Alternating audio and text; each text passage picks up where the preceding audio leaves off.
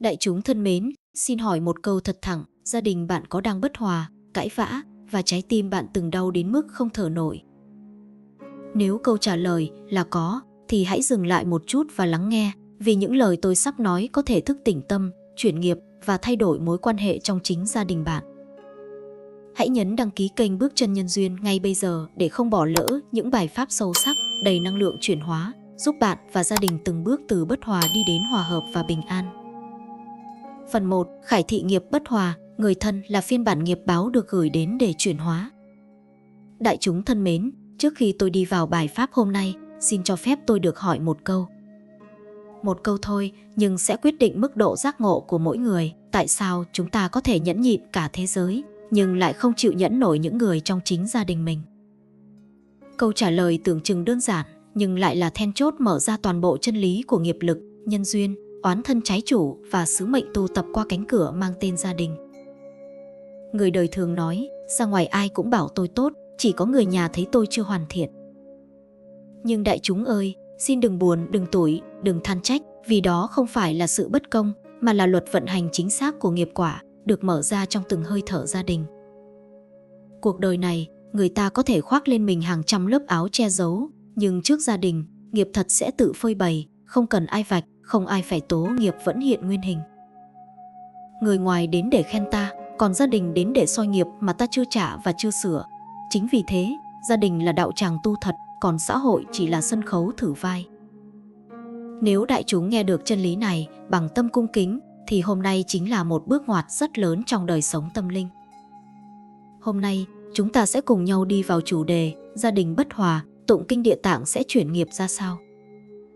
Và xin hãy lưu tâm rằng, bài pháp này không dành cho người muốn nghe lời an ủi, không dành cho người muốn đổ lỗi, không dành cho người muốn trốn tránh, mà dành cho người dám đối diện nghiệp lực, dám chấp nhận sự thật rằng không ai bước vào đời ta vô cớ, nhất là trong gia đình. Nghiệp lực không gọi bằng điện thoại, không hẹn qua tin nhắn, không gửi email báo trước, mà nó đầu thai thành cha. Mẹ, vợ, chồng, con cái, anh chị em sống cùng ta, ăn cùng ta, ngủ cùng ta, thậm chí đau cùng ta, chỉ để ta trả hiểu, chuyển, giải buông. Có người đến để ta thương, có người đến để ta trả, có người đến để ta chịu nhịn, có người đến để ta học bài học buông xả, có người đến để ta học sự từ bi. Nếu không hiểu lý này, gia đình sẽ biến thành chiến trường, còn nếu hiểu, gia đình sẽ trở thành cảnh giới tu tập bậc cao mà không phải ai cũng đủ duyên bước vào. Đại chúng có từng nghe chưa? Nợ tiền trả bằng tiền, nợ máu trả bằng máu, nợ tình trả bằng khổ tâm, nợ nghiệp trả bằng gia đình. Vì người ngoài không đủ duyên để đòi nợ chúng ta, chỉ người trong nhà mới đủ duyên, đủ nghiệp, đủ nhân, đủ quả để khiến tâm ta nổi sân, nổi chấp, nổi si, nổi đau. Người ngoài làm ta buồn, ta bỏ qua được. Người trong nhà làm ta đau, ta muốn phản kháng, muốn thắng, muốn chứng minh. Và chính lúc đó, ma nghiệp cười, còn bổn nguyện của Địa Tạng nhìn ta bằng sự thương xót xuất phát từ đại bi tâm. Đại chúng thân mến, có người nói, tại sao gia đình con không bao giờ yên? Tại sao ai cũng nói nặng lời, chạm một chút là tổn thương? Xin thưa, vì nghiệp bất hòa chưa được chuyển. Nghiệp có 4 dạng, nghiệp mang theo, nghiệp tiếp nhận, nghiệp tạo mới và nghiệp kích hoạt. Gia đình là môi trường kích hoạt nghiệp mạnh nhất, bởi nơi đó không có mặt nạ, không có giả tạo, không có hình tượng. Tâm trần trụi sẽ va chạm tâm trần trụi. Đại chúng có biết tại sao kinh Địa Tạng lại được xem là đại kinh của nghiệp lực, hiếu đạo và chuyển hóa tâm linh không? Vì kinh Địa Tạng không dạy lấy phép màu để thay đổi cuộc đời, mà dạy dùng trí tuệ, sám hối, tu công đức và hồi hướng để chuyển nghiệp đúng pháp, không vay mượn thêm, không cầu thần linh dọn nghiệp dùng. Một số người tụng kinh mà không thay đổi tính nết, không biết nhẫn, không biết nhìn lại mình, không biết phục thiện, thì dù tụng đến khản cổ, nghiệp không chuyển mà còn tăng, vì tụng kinh mà nuôi chấp, đó là nghiệp của ngã mạn. Hôm nay, tôi không nói ngọt vì lời ngọt nuôi chấp, còn chân lý phải cay một chút thì tâm mới tỉnh. Nếu đại chúng sẵn sàng bước vào hành trình đối diện, sám hối, chuyển hóa, hồi hướng, thì con đường từ đây sẽ sáng. Nhưng nếu nghe bài pháp này mà trong lòng vẫn nghĩ, tôi đúng, tôi không có lỗi, lỗi là phía bên kia, thì dù lạy Phật ngàn lạy, tụng kinh vạn biến, nghiệp vẫn đóng cửa và oan gia trái chủ vẫn chờ ta ở những kiếp sau. Đại chúng thân mến, hãy nghe tôi nói thật chậm để tâm kịp thấm. Người trong gia đình không phải để ta thắng, mà để ta hoàn thiện. Không phải để ta đòi mà để ta trả. Không phải để ta oán mà để ta thương. Và đó chính là lý do chúng ta cần bước vào pháp môn tụng kinh Địa Tạng. Không phải cầu cho người khác thay đổi, mà cầu cho tâm mình chuyển, để ánh sáng từ bi lan ra xung quanh, khiến người thân được giảm nghiệp nhờ cộng hưởng năng lượng thiện lành.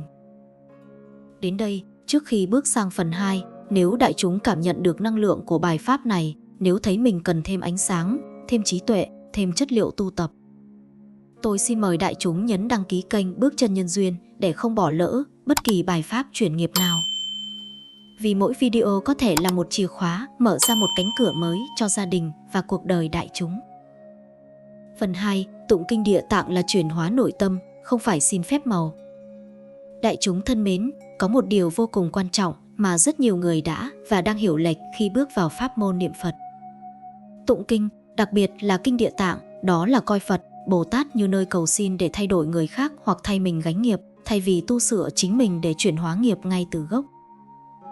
Và xin phép nói thật, nói thẳng, nói như tiếng chuông cảnh tỉnh vào giữa đêm tối, nếu chúng ta tụng kinh Địa Tạng chỉ để mong người khác thay đổi, ta đang tụng bằng ngã chấp, không phải bằng tâm thành. Tụng kinh không phải để Phật nghe, tụng kinh là để chính chúng ta nghe. Phật không cần kinh, chúng ta mới cần kinh. Phật không cần lời tụng, chúng ta mới cần lời tĩnh. Phật không cần thay đổi ai, chúng ta mới cần thay đổi chính mình. Một số người nói, con tụng kinh để chồng con bớt nóng, vợ con bớt khó, cha mẹ con bớt của trách, con cái con bớt cãi lời. Thưa đại chúng, đó là mong cầu đổi cảnh, nhưng Địa Tạng dạy phải đổi tâm. Khi tâm chuyển, cảnh thuận, khi tâm nặng, cảnh nghịch. Một ly nước đục, không thể đổ thêm nước sạch rồi mong nó trong ngay lập tức, mà phải để lắng, phải lọc, phải kiên nhẫn, phải một lòng một niệm. Tụng kinh Địa Tạng không phải nghi thức, mà là thực tập nội tâm sâu sắc. Mỗi câu kinh là kim chỉ nam, mỗi chữ là thanh gươm trí tuệ, mỗi đoạn là tấm gương phản chiếu nghiệp tâm. Tụng kinh không phải bằng miệng, mà phải bằng ý, tâm hành. Nếu miệng tụng mà tâm phiền, thì tiếng kinh sẽ hóa gió trôi, không đủ lực xuyên qua nghiệp. Khi đại chúng cầm kinh lên, xin hãy nhớ câu này. Tụng kinh không phải để cầu thay đổi đời sống, mà để nâng đời sống lên mức không cần thay đổi. Nếu tâm chúng ta đủ rộng, ai còn có thể làm ta tổn thương? Nếu tâm ta đủ sáng, ai còn có thể khiến ta nổi sân? Nếu tâm ta hiểu nhân, quả, duyên nghiệp, ta còn muốn tranh phải trái với ai trong gia đình? Tụng kinh Địa Tạng nghĩa là tự mình nhìn lại nghiệp, thấy lỗi, không biện minh, không đổ trách, không hơn thua, không coi mình đúng, không mong người thay. Một số người nghĩ rằng khi mình tụng kinh, mình lập công đức, nhưng thật ra công đức chỉ sinh khi tâm chuyển. Khi hành động thay đổi, khi từ bi tăng trưởng, khi nhẫn nại được nuôi dưỡng, khi lời nói được tiết chế, khi sự bao dung trở thành hơi thở. Nếu đại chúng tụng kinh mà sau đó vẫn nói lời nặng, vẫn ôm chấp, vẫn phán xét, vẫn nóng nảy, vẫn cố giành phần thắng, thì xin hiểu rằng đó chỉ là tụng âm thanh, không phải tụng tâm pháp. Xin nói lời này bằng tất cả sự tôn trọng, nhưng cũng đầy cảnh tỉnh. Ma chướng không sợ người tụng kinh, ma chướng chỉ sợ người hiểu kinh và sống đúng theo kinh. Và xin nhớ điều này. Phật chỉ ban ánh sáng, con người phải tự mở mắt. Nếu chúng ta cứ nhắm mắt rồi trách sao chưa thấy đường, đó không phải lỗi của Phật, mà là lỗi của sự cố chấp. Vậy cụ thể, tụng kinh Địa Tạng để làm gì khi gia đình bất hòa? Là để làm mềm trái tim đã cứng, làm thanh tịnh tâm thức đã loạn, làm lắng sự sân si đã tích tụ qua nhiều kiếp, làm tan những hạt giống oan kết đã kết từ quá khứ.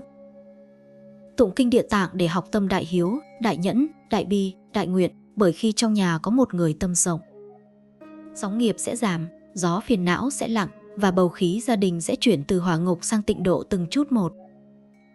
Đại chúng thân mến, nếu cảm thấy lời pháp này đúng với tâm nguyện và hành trình chuyển nghiệp của mình, tôi xin mời đại chúng nhấn đăng ký kênh Bước Chân Nhân Duyên để luôn được kết nối, đồng hành và không bỏ lỡ những bài pháp chuyển hóa, trị liệu tâm linh, thức tỉnh nghiệp lực tiếp theo.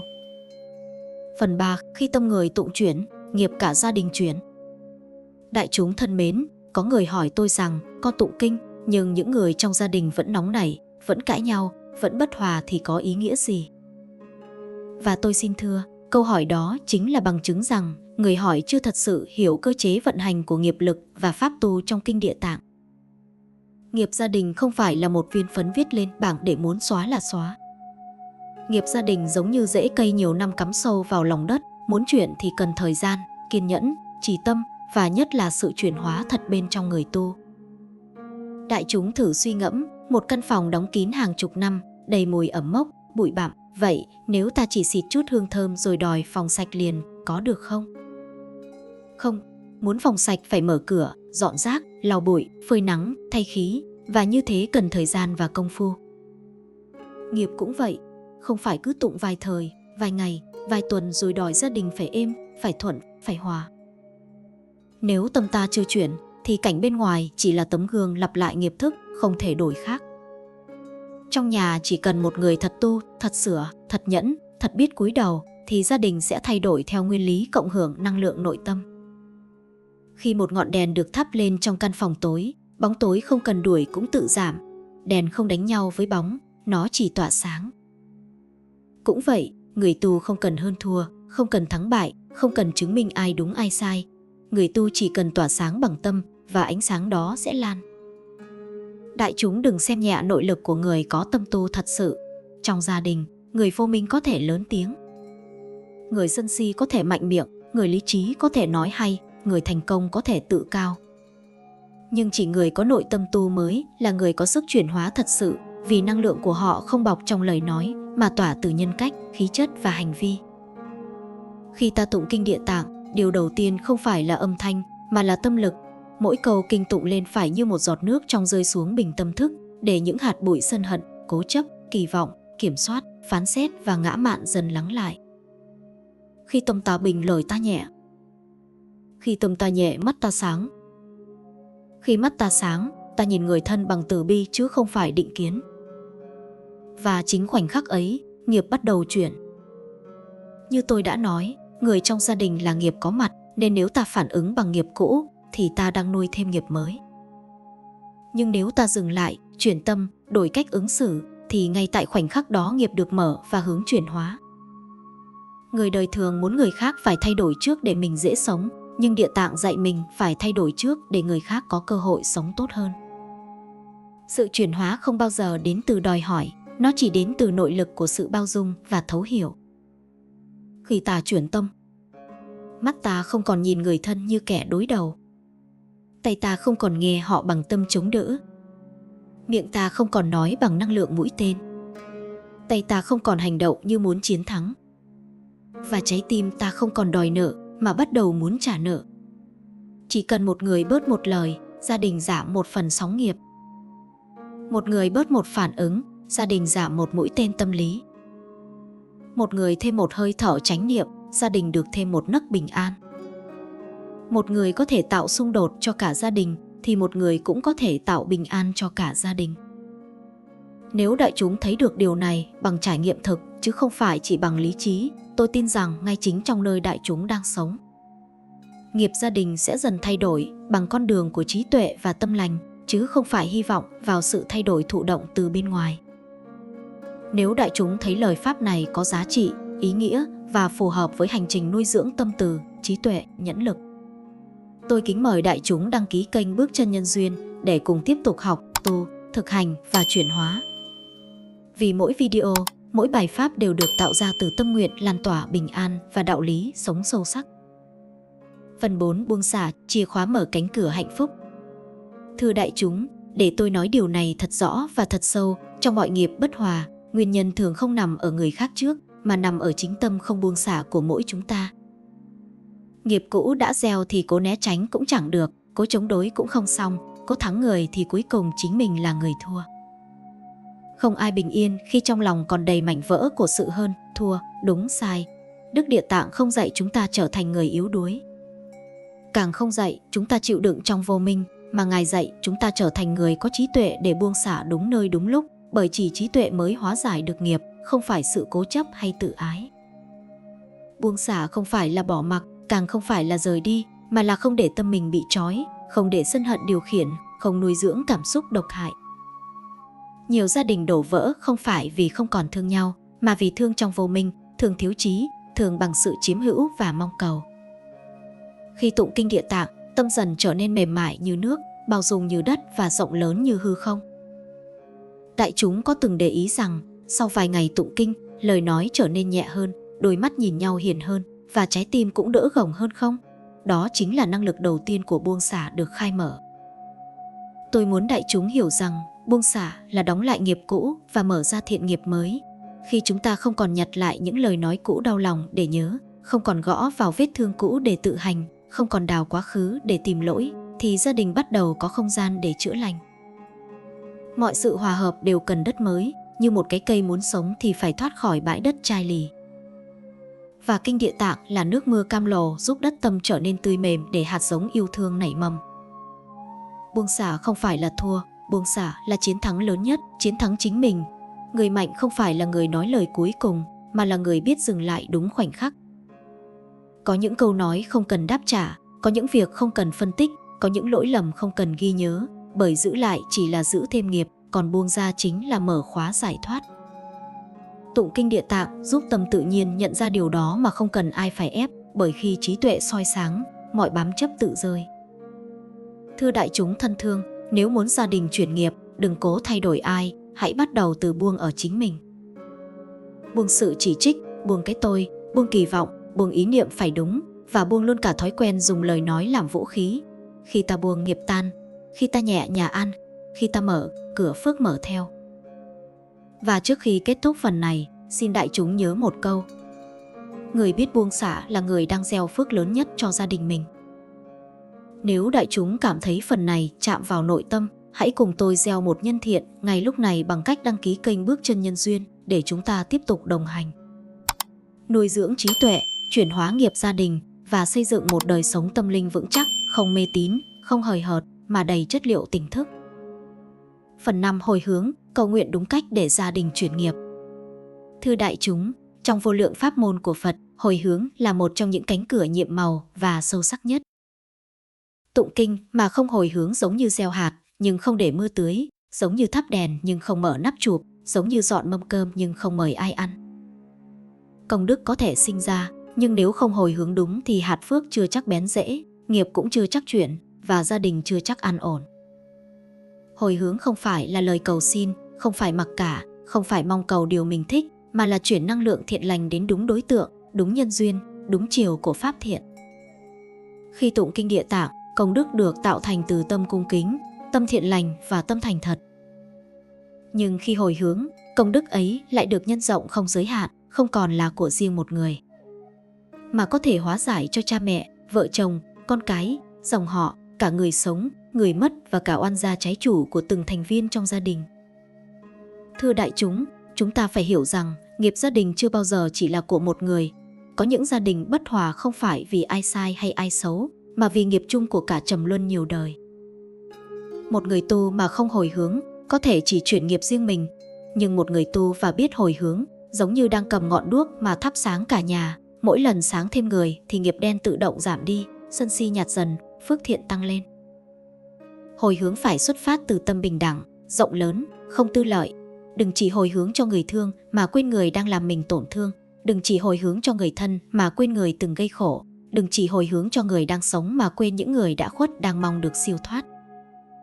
Trong ánh sáng của Địa Tạng, oán và thân đều được xem là duyên, yêu hay ghét đều là nghiệp, và tất cả đều xứng đáng được hồi hướng. Khi tâm đã đủ lớn, năng lực của lời hồi hướng trở thành dòng nước mát xóa mở ranh giới đúng sai.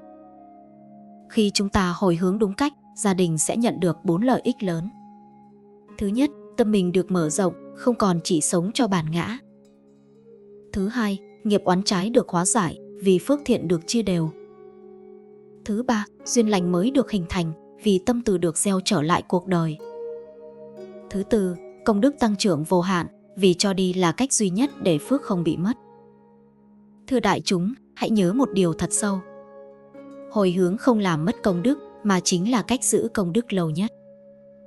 Giống như ánh lửa, đốt thêm nến cho người khác không làm ngọn nến mình tắt mà chỉ khiến cả căn phòng sáng hơn. Tôi mong đại chúng từ nay hồi hướng với một tâm nguyện thật trong sáng. Nguyện cho gia đình con, người thân con, oán thân nhiều đời của con đều được lợi lạc từ công đức này, được tỉnh thức, chuyển nghiệp, hòa thuận, biết thương nhau và biết tu tập. Khi câu hồi hướng đi kèm lòng chân thành, gia đình bắt đầu chuyển hóa từ gốc rễ. Và nếu đại chúng đã nghe đến đây, tôi tin trong tim quý vị đã có một rung động nhỏ. Hãy thực hiện một việc thiện ngay bây giờ bằng cách đăng ký kênh Bước Chân Nhân Duyên để công đức pháp học của quý vị lan rộng hơn. Cũng như giúp tôi mang lời pháp đến với thêm nhiều người đang đau khổ, đang cần ánh sáng để bước ra khỏi bất hòa và nghiệp chướng gia đình. Phần 6. Nhẫn và từ bi, năng lượng giải nghiệp mạnh nhất trong gia đình. Thưa đại chúng ta đã nói đến sám hối, chuyển hóa tâm, buông xả và hồi hướng, nhưng nếu thiếu nhẫn và từ bi thì tất cả những điều trên chỉ dừng ở kiến thức, không đủ sức trở thành năng lượng chuyển nghiệp thực sự.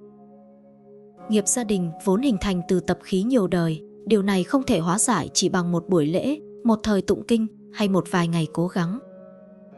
Nhẫn và từ bi chính là chiếc cầu nối giữa lời tu và quả tu, giữa mong muốn và hiện thực, giữa lý thuyết và tâm giải thoát. Đại chúng hãy nghe tôi nói điều này thật sâu. Không có gia đình nào hạnh phúc mà thiếu nhẫn, và không có gia đình nào hòa thuận mà thiếu từ bi. Nhẫn không phải là chịu đựng để tích lũy đau khổ, mà là thấy rõ sự việc mà vẫn giữ được tâm an, không để nghiệp lôi kéo thành lời nói hoặc hành động sai lầm. Nhẫn là khi ta hiểu rằng mỗi người trong gia đình đều đang bị dẫn dắt bởi nghiệp riêng, thói quen riêng, nỗi sợ riêng và sự thiếu hiểu biết riêng. Không ai xấu hoàn toàn, không ai cố ý làm khổ ai mãi mãi, chỉ là họ chưa đủ sáng để chọn cách tốt hơn. Nhẫn cũng không phải là im lặng một cách bất lực, mà là đủ trí để chọn thời điểm nói điều cần nói bằng tâm bình an. Khi nhẫn trong tỉnh thức, ta không nuốt giận xuống lòng, không tạo thêm hạt giống đau khổ, mà đang hóa giải quả báo đang trổ hiện. Nhẫn đúng cách là công đức, không phải thiệt thòi. Người biết nhẫn là người biết nhìn xa, biết rằng một câu nói tổn thương có thể tạo thêm 10 năm nghiệp chướng, còn một phút lặng tâm có thể cứu cả một đời còn lại. Và thưa đại chúng, từ bi không phải là thương theo cảm xúc, mà là thương bằng tuệ giác. Từ bi nghĩa là thấy lỗi mà không khởi tâm khinh chê, thấy sân mà không đáp trả, thấy sự vô minh của người khác như thấy một đứa trẻ đang lạc đường, để rồi giúp, chứ không phán xét. Từ bi còn là không mong người khác phải trở nên giống mình, mà mong họ hết khổ và có trí tuệ. Gia đình chỉ thật sự ấm khi mỗi người xem nhau không phải là đối thủ, mà là người đang đau và cần được thương. Khi tụng kinh Địa Tạng, năng lượng từ bi dần mở ra trong tâm như một mạch nước ngầm đang tìm đường trồi lên mặt đất. Ta bắt đầu thấy nhẹ hơn khi nhìn lỗi người, ta bắt đầu thấy thương cho họ hơn là giận họ. Ta không còn hỏi vì sao họ tệ như vậy, mà tự hỏi làm sao để họ bớt khổ hơn. Khi tâm chuyển từ oán sang thương, từ hơn thua sang thấu hiểu, thì ngay khoảnh khắc ấy, nghiệp đang tan như băng gặp nắng. Thưa đại chúng, muốn gia đình hết bất hòa, hãy nhớ câu này. Từ bi là phép màu duy nhất có thể hóa giải nghiệp một cách êm ái nhất. Không phải mệnh, không phải tiền, không phải quyền, không phải lời dọa nạt hay ép buộc, mà chính là từ bi được thắp lên từ hiểu biết. Nếu quý vị cảm thấy điều tôi nói đang đánh thức trái tim mình, tôi xin mời quý vị gieo một hạt phước ngay bây giờ bằng cách đăng ký kênh Bước Chân Nhân Duyên. Để tiếng nói của từ bi và tu tập được lan rộng, để mỗi gia đình thêm một cơ hội chuyển nghiệp. Và để chính quý vị luôn được đồng hành trên con đường tỉnh thức, không lạc giữa đau khổ đời này. Phần 7. Hiệu quả chuyển nghiệp từ gia đình bất hòa đến hòa hợp. Thưa đại chúng, 7 phần của bài pháp hôm nay đã dẫn chúng ta đi qua từng bước của hành trình chuyển hóa. Từ nhận biết nghiệp bất hòa, chuyển hóa nội tâm qua tụng kinh Địa Tạng, đến sức mạnh của sám hối, buông xả, hồi hướng và nuôi dưỡng nhẫn, từ bi. Giờ đây, phần cuối cùng này tôi muốn nhấn mạnh kết quả của toàn bộ quá trình, cái mà chúng ta có thể nhìn thấy và cảm nhận trong chính gia đình mình. Gia đình bất hòa không bao giờ biến mất chỉ qua lời nói hay một hành động bề ngoài. Nó chỉ chuyển hóa khi mỗi người trong gia đình, hoặc ít nhất là một thành viên thành tâm tu, đặt tâm lành vào trong từng hành động, lời nói và suy nghĩ. Khi đó, những trận cãi vã không còn làm tâm ta rung động dữ dội, những lời trách móc không còn tạo sân hận, mà trở thành cơ hội để hiểu nhau sâu hơn. Nghiệp cũ từng khiến gia đình u tối, nay bắt đầu tan, nhường chỗ cho những mầm thiện, mầm từ bi, mầm nhẫn nhục và hiểu biết. Đại chúng thân mến, đừng vội nhìn kết quả bằng mắt thường. Chuyển nghiệp là quá trình nội tâm trước, rồi mới lan ra bên ngoài. Một gia đình từ sân hận, nghi kỵ, bất hòa, qua pháp tu, dần dần sẽ thấy hòa khí trong nhà tăng lên.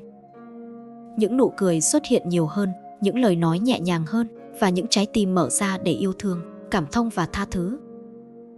Khi năng lượng từ bi lan tỏa, ai còn chấp trước, ai còn sân hận đều sẽ nhận được ánh sáng dẫn lối. Mỗi thành viên tự nhiên giảm bớt nghiệp, sống dễ chịu hơn, hòa hợp hơn mà không cần áp lực hay cưỡng cầu. Đặc biệt, điều tôi muốn nhấn mạnh ở đây, một người tu đúng pháp là một ngọn đèn sáng cho cả gia đình.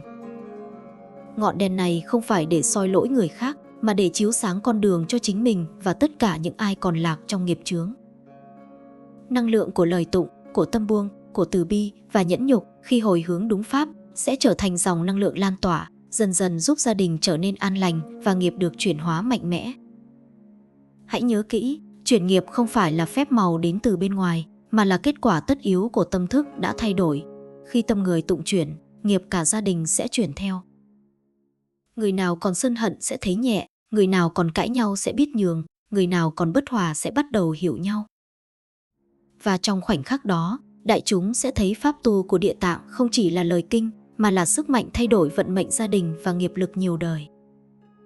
Và thưa đại chúng, nếu bài pháp hôm nay đã chạm đến trái tim quý vị, nếu quý vị muốn bước tiếp trên con đường tỉnh thức, nuôi dưỡng gia đình bằng từ bi, nhẫn nhục và trí tuệ, tôi kính mời quý vị nhấn đăng ký kênh Bước Chân Nhân Duyên ngay bây giờ. Để không bỏ lỡ những bài pháp tiếp theo, để mỗi video trở thành một ngọn đèn dẫn lối, một phương tiện chuyển nghiệp cho chính quý vị và cho những người thân yêu. Hãy nhớ, mỗi lần bạn mở tâm, buông chấp và hồi hướng đúng pháp là một lần bạn gieo mầm thiện và thắp sáng cả gia đình. Và khi gia đình được hòa hợp, nghiệp lực từng thành viên tự chuyển, bạn chính là người đã tạo ra phép màu ấy.